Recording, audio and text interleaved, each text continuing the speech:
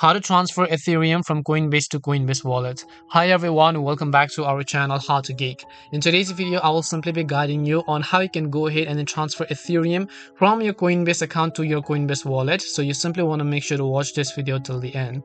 So as you can currently see, I'm logged into Coinbase.com on my browser over here, and what I want to do is, first of all, you want to make sure that you have enabled the Coinbase Wallet extension.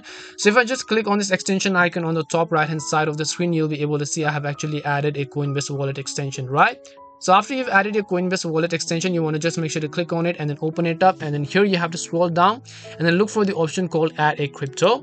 Once you select the option called add a crypto, right over here, select transfer from another wallet. Once you select transfer from another wallet, you want to make sure to simply copy your Ethereum address. So if you want to transfer Solana, you can select your Solana address. In this case, I'll just select Ethereum, and then I'll just go ahead and then copy the Ethereum address here.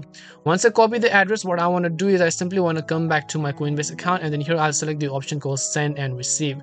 Once I click on the send versus receive option over here, first of all, you can select pay with, and you need to select Ethereum, and then you need to actually simply paste the wallet address we copied earlier, and then you want to enter an optional note, then that's perfectly fine. You also want to enter the amount of Ethereum in the fiat currency value that you might want to send, and then after that, just hit the continue button from the bottom.